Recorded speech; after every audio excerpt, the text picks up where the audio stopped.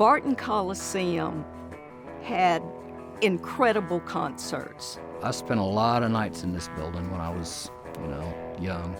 It was just so much fun. This is a really big-time arena venue.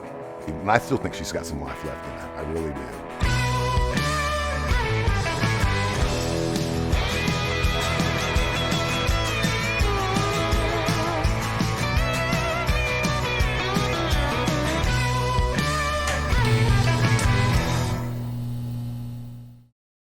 The history of the Coliseum is an interesting one.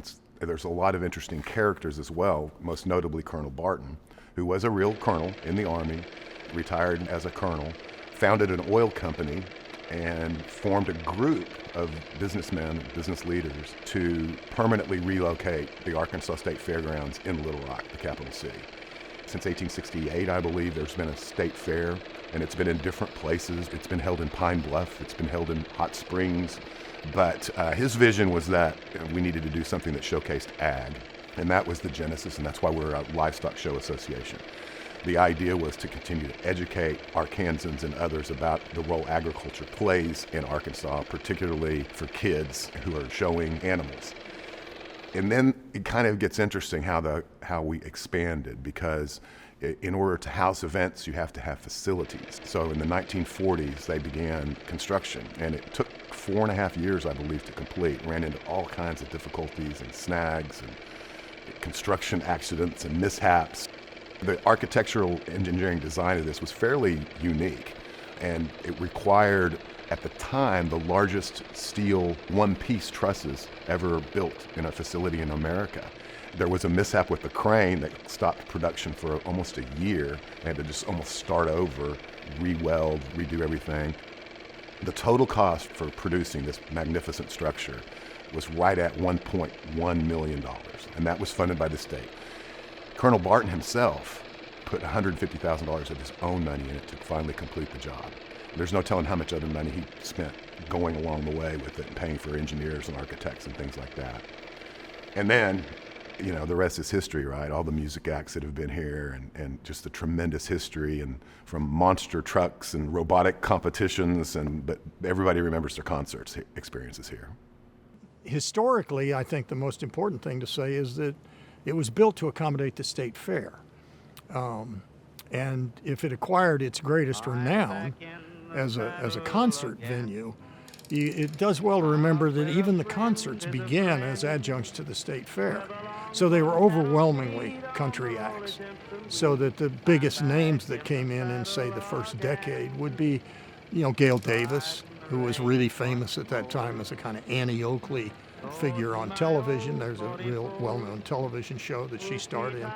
Dale Evans came in, as did Roy Rogers. Gene Autry played here real early. So the first acts were overwhelmingly country acts. The only other things I can think of from the first years, from the 50s, would be first-generation rock acts. Buddy Holly, he played here in the 50s. Fats Domino played here then. Chuck Berry played here then. That would be a good summary of the sort of historical roots of Barton.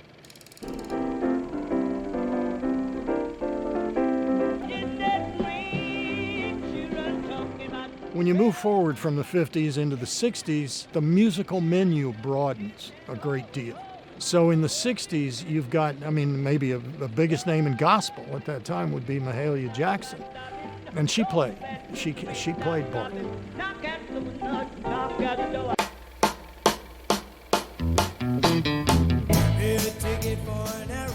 Surf acts came to Barton. British invasion acts, the Yardbirds, Paul Revere and the Raiders, they came to Barton in the 60s. So the sort of genre menu for different kinds of musical acts. And then you move into your glory decades.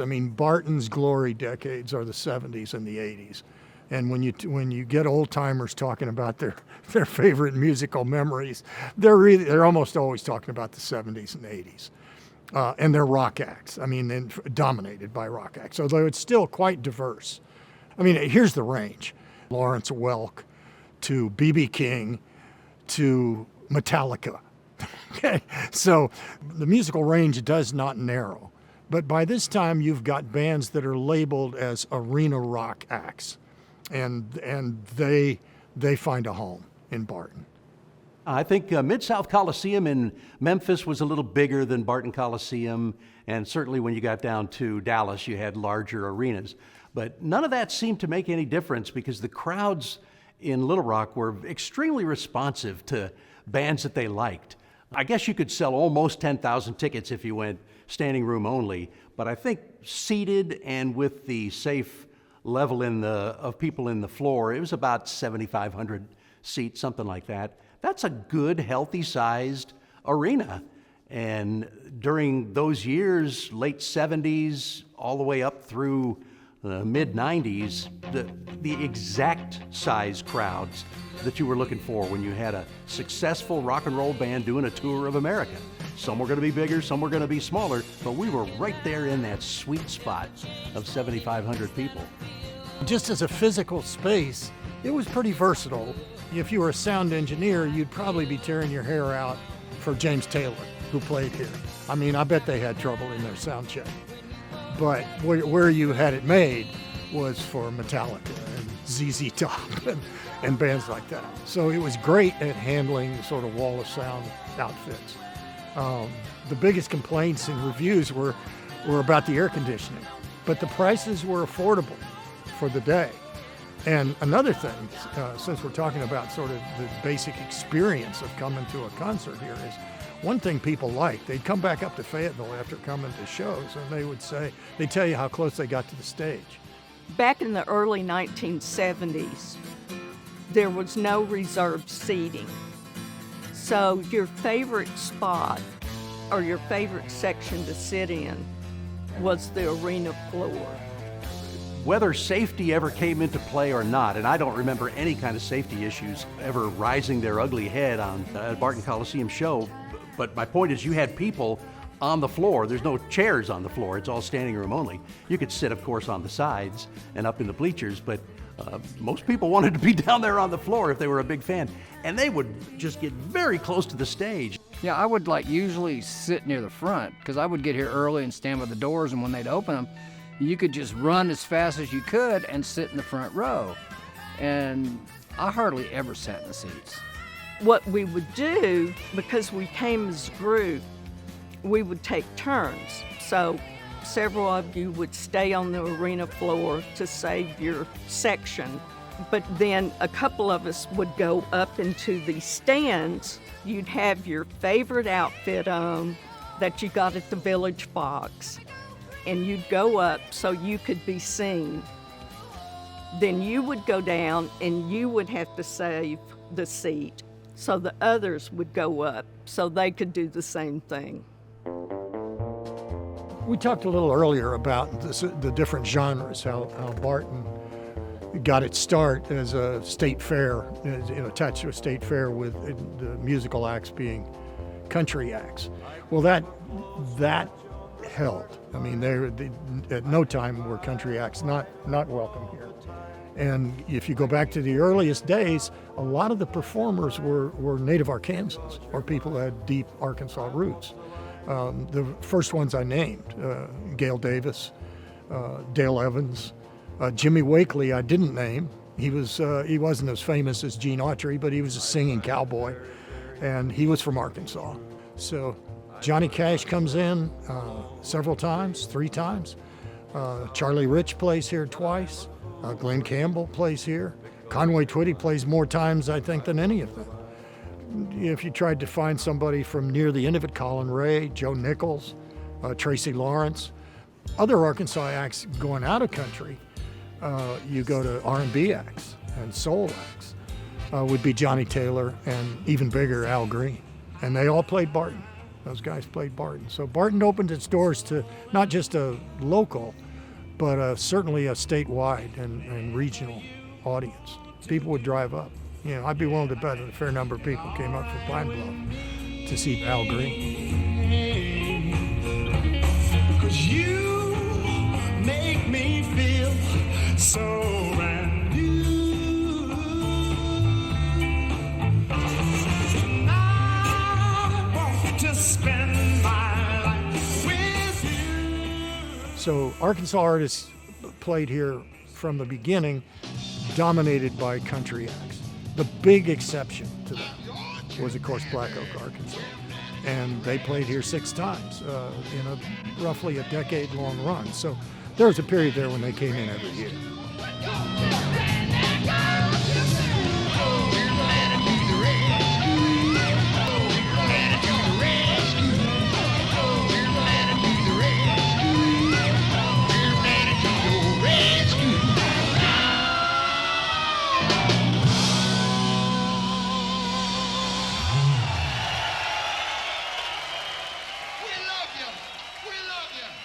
It's appropriate that in an exhibit we pay primary attention some of the time to homegrown acts.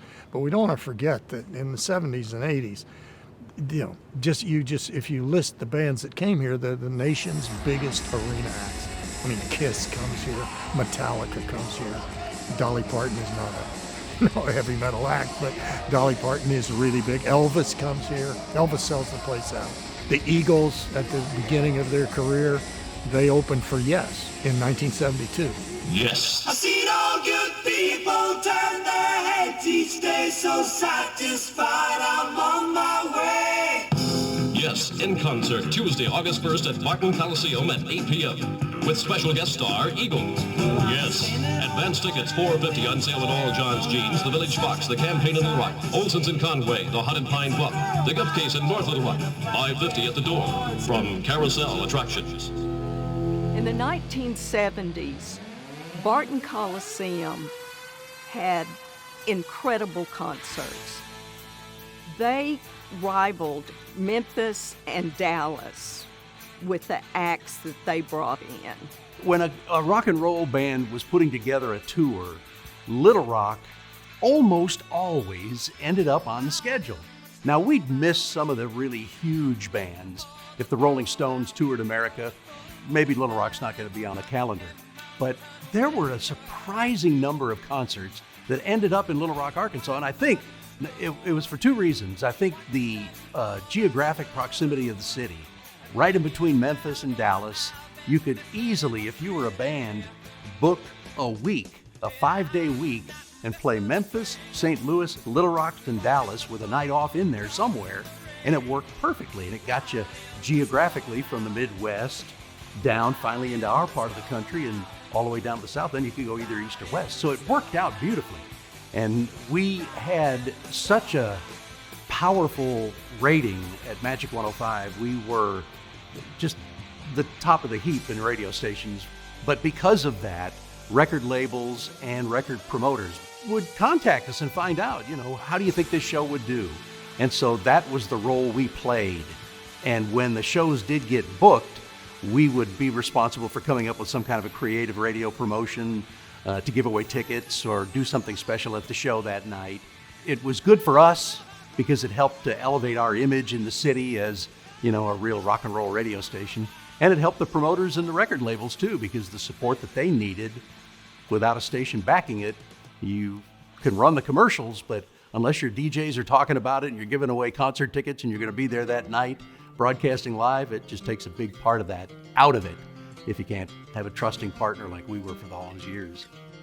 Really don't mind if you sit this one out. My most favorite show was probably Jethro Tull show in '72. They were on the Thick as a Brick tour. And we were on the tail end of it because it had been going on for almost a year. But they had like a telephone, and the telephone rang, and they picked it up. Is there a Mike Nelson in the audience? Well, Mike Nelson was the name that Lloyd Bridges used on Sea Hunt. So a guy in a frogman suit comes walking across the stage. During the concert, all of a sudden, a giant rabbit came across the stage, and then a gorilla came across the stage. But it was a really good concert, and it was the height of the popularity of Jethro Tull.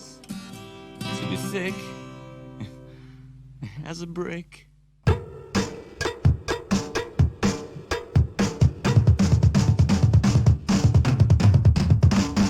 The biggest show I guess I ever saw here was Grand Funk in '73, and I don't think there was an empty seat in the entire building. On the road for 40 days. Last night in Little Rock.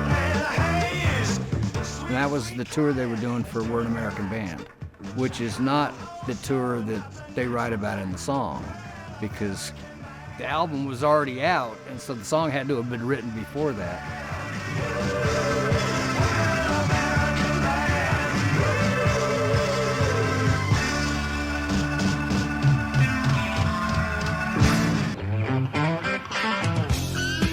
In this list of huge successes we've had, there is a place where Barton Coliseum and the concerts associated with it are touched by tragedy. And one of those, maybe easily the best known one, was that when Leonard Skinner died in a plane crash, they were, I think, 2 days away from a scheduled concert, tickets already printed and sold.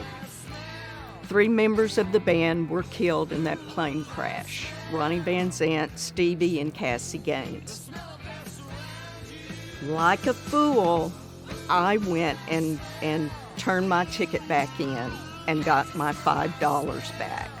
I really regret turning that ticket back in. It was a sold-out show. But the Old State House Museum now possesses all of those tickets, so they are saved, and they'll be saved forever, and they'll be part of this exhibit. When I was sort of going through the list of bands that played here, I made a list of bands whose names start with C.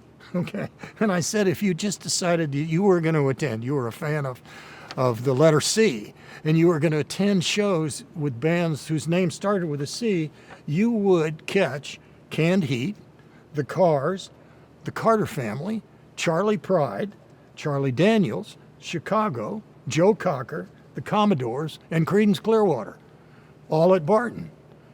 So that struck me as a succinct way to say, hey, look, this is a really big-time arena venue for bands coast to coast. It was ours. I mean, this was like Madison Square Garden. You know, you'd come to high school graduations, you'd go to the circus if you were a little kid. I mean, everything was here. It was just so much fun. Everything about it was a business, but everything about it was fun. And that period of time, from about late 70s to mid 90s, and that was it. It was just always fun at Barton Coliseum. Music is the soul.